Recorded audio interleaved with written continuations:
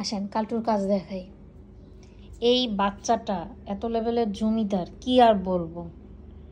সে এসিটা অফ করে দিয়েছি, আজকে তো এত গরম নেই, ফ্যান ছেড়ে দিছি, নিচে এসে শুয়ে আসছে। মানে ওর একটুকু এসি ছাড়া চলে না। এই কালটু, আজকে তো এত গরম নাই কালটু, ওর জন্য সারাদিন এসি ছেড়ে রাখা লাগে। সে এসি যতক্ষণ অন সে খাটের ওপরে, এসি অফ সে মেঝেতে। এই আসো এসি ছেড়ে দিই দেখি।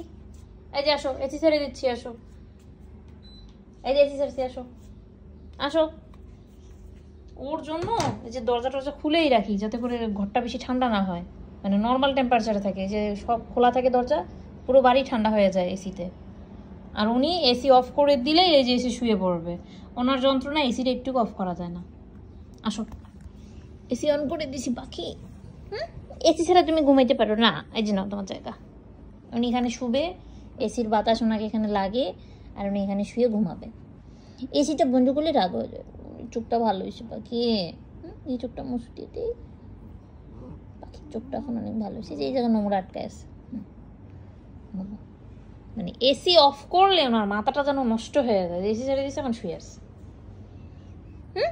এটা জমিদার বাচ্চা হয়েছে কবি থেকে, এটা জমিদার। ওর বাকি ভাই বোনগুলো কিন্তু এরকম করে না, শুধুমাত্র ওই এরকম করে। নিজে এখন আর যাবেই না, দরকার হলো কাঁথা গায়ে দিয়ে এখানে ঘুমাবে, কিন্তু তারপরে এসি অফ করা যাবে না ওনার। এই হচ্ছে ওনার আসল কাহিনী।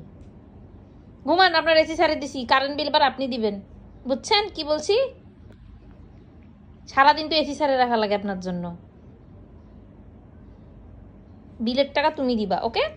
ওই বুড়া, ভালো করে শো, ভালো করে শো। আমার পাখিটা, আমার পাখি থাক, আমার পাখির জন্য সব মা। একটু কলিজের টুকরা পাখি। টাটা।